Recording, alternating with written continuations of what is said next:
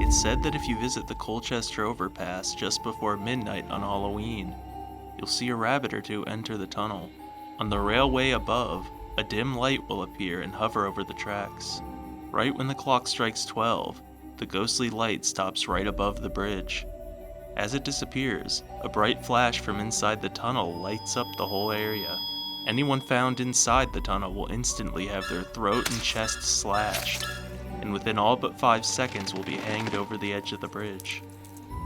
This is the story of the Bunny Man of Fairfax County, Virginia.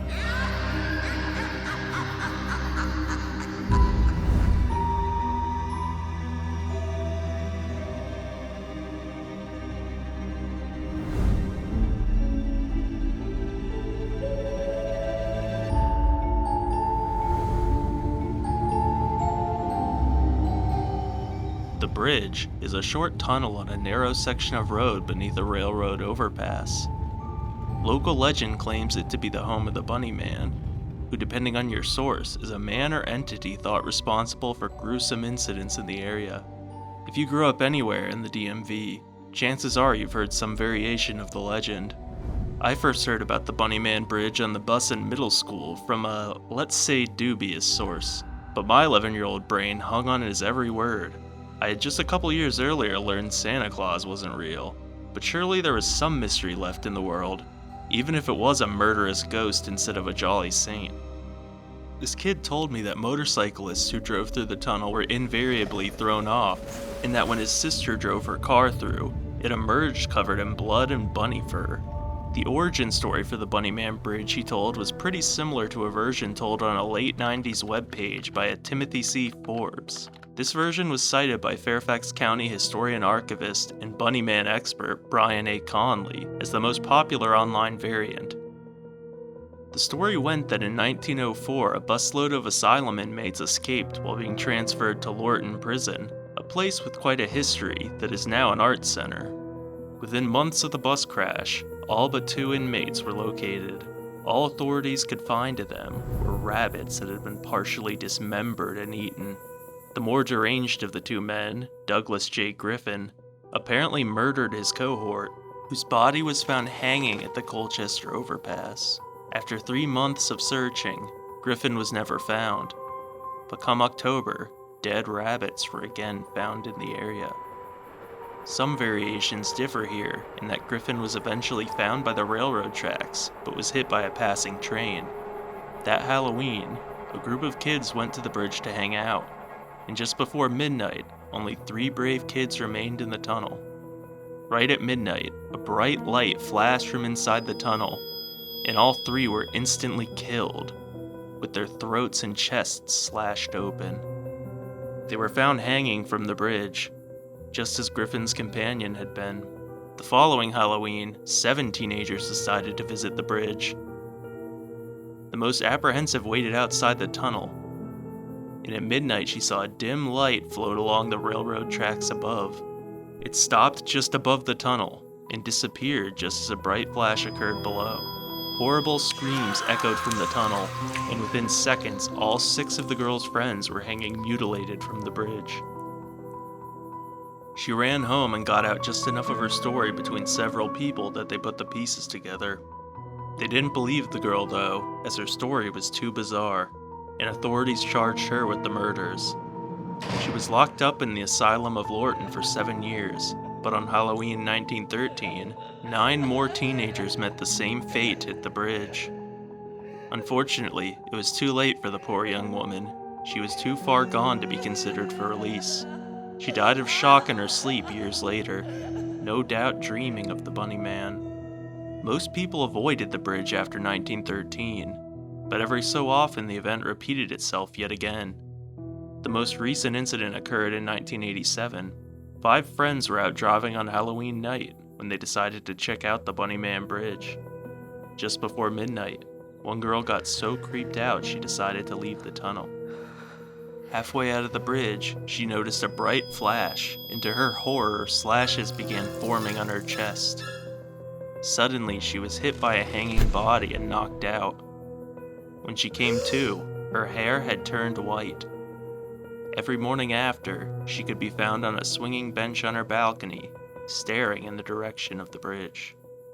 The writer claims that although people still visited on Halloween in the 90s, they always left the bridge by midnight to avoid becoming another victim of the Bunny Man. I guess 90s kids had seen too many horror movies for that. Predictable. I knew he was gonna bite it. How can you watch this shit over and over? Shh! This variant of the legend gained wider attention when it was featured on Fox Family's Scariest Places on Earth in 2001. If you don't quite remember, it was the show Zelda Rubinstein from Poltergeist narrated. The Bunny Man. Truth or urban legend? Also, Linda Blair of The Exorcist hosted. Does the boogeyman exist?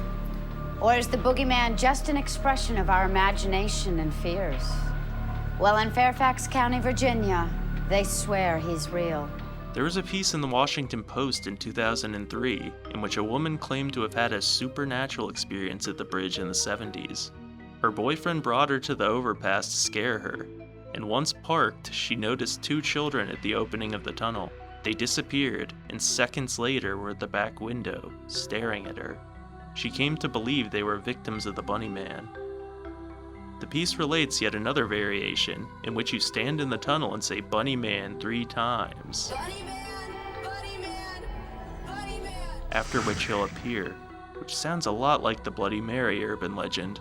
Both this piece and Scariest Places also mention that the bridge was under surveillance, with cops pulling up minutes after visitors arrived, and security cameras allegedly catching weird phenomena on video.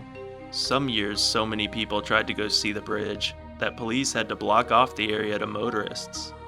Soon after I first heard about the legend around 2006, I remember a friend of my sister's telling us that when she tried to visit the bridge, on or near Halloween if I remember right, she was turned away by police.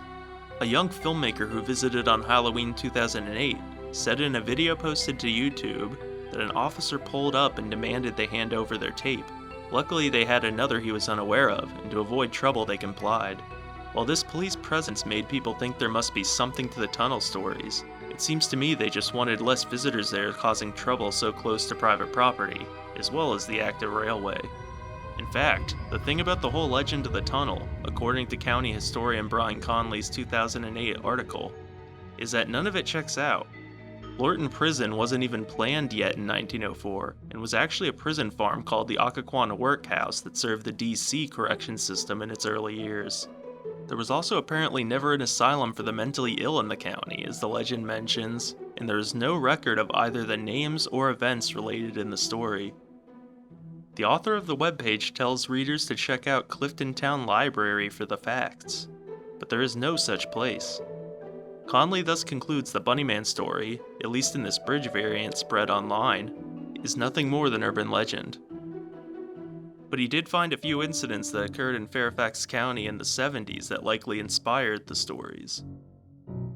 The earliest documented encounter of a so-called Bunny Man occurred in Fairfax County in October 1970. While visiting his uncle to attend a football game, an Air Force cadet and his fiancée parked on Guinea Road in Burke, over 6 miles away from the Colchester overpass. When I entered the address into my GPS, it brought me here. The area would have looked way more remote back in 1970, as sources including the cadet himself mentioned there being a field. According to a Washington Post article from the time, the couple told police that close to midnight, a man, quote, dressed in a white suit with long bunny ears, ran from the nearby bushes and shouted, quote, "You're on private property and I have your tag number." He then threw a hatchet through the car window and skipped away. The couple claimed to still have the hatchet as of 2005. In a second incident just about a week later, a security guard claimed to police that on the same road he encountered a man in a gray, black and white rabbit suit on the porch of a newly constructed house. This incident occurred somewhere along here, while this neighborhood was still being built. When addressed, the man began, quote, chopping away at a roof support, end quote, with an axe. He told the guard, "All you people trespass around here. If you don't get out of here, I'm going to bust you on the head." Strangely, the police report said the security guard thought it seemed like he had a French accent. When the guard went to get a gun from his car, the man left. A third incident involved a call to a Kings Park West subdivision construction office employee on Halloween, in which a man who called himself the Axeman supposedly said, quote, "You've been messing up my property by dumping tree stumps, limbs, and brush, and other things on the property. He went on to say, quote, You can make everything right by meeting me tonight and talking about the situation." The caller sounded to the employee to be a young white male. Fairfax County Police investigated the incidents and even conducted a stakeout, but nothing more occurred. In early November, the investigator got a call from a mother who said her 8-year-old son and other neighborhood children had met the Bunny Man and said he was an older teen.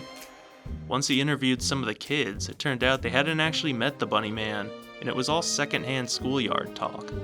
Conley mentions in his article the possibility that a local man, irritated by development in the area, may have been responsible for one or more of these incidents. The authorities never found out who this Bunny Man or Axeman was, but rumors built quickly from there, especially amongst local kids. By the mid-70s, rumors had spread to multiple locations in Virginia, DC, and Maryland, and began to split off into countless variations, as such legends often do. Ask any Nova local or take a look at internet comment sections on the Bunny Man, and you'll read dozens of versions of the legend. In some tellings, he was a mentally ill man who took revenge on taunting children. Some take on the feel of Lover's Lane maniac urban legends, which makes sense given the original incident. One ambiguity to the real events is that the original couple has since been interviewed, and are not exactly sure whether there was even a bunny suit or not. They say it was so dark they didn't get a good look at the guy, and at the time the young man had told police what his getup vaguely struck him as. It seemed to his wife to have more resembled a KKK hood, but maybe the man did get a closer look and it was a bunny suit. The stories in the papers thus had conflicting details about both this and various other aspects of this first encounter.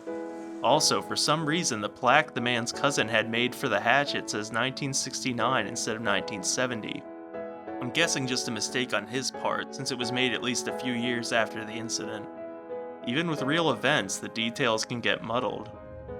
Where exactly the Fairfax Station Bridge aspect of the Bunny Man came from is unclear, though Conley told the Washingtonian that he suspects the overpass was simply a creepy spot frequented by local teenagers, who then incorporated it into the stories. At night especially, the winding, hilly back roads of Fairfax County take on a pretty spooky atmosphere. And details from the webpage's versions make me wonder if aspects of it and other horror fiction were worked into the legends at some point. And when you see the early 2000s videotape of people at the bridge at night, it's hard not to be reminded of the Blair Witch Project, which came out in 1999, just a couple years before the Scariest Places on Earth episode. The Bunny Man legend, perhaps partly inspired by existing horror tales itself, went on to inspire various pieces of media, including movies and a rock opera by the local band Mantua Finials. What's so cool about the Bunny Man is that once you strip away the campfire story of the railroad overpass, the true tale that remains is still an oddity. Who was the man that scared that young couple, and was he the same person as in the following reports? Was the Bunny Man one or more unhinged prankster? Or maybe, as Conley and others posit, he could have been a man so angry about the area being built over that he chose an odd, threatening way to express it. A sort of Lorax of the old Northern Virginia, if you will. Whoever they were, and whatever their motives, the Bunny Man has become forever enshrined in suburban lore.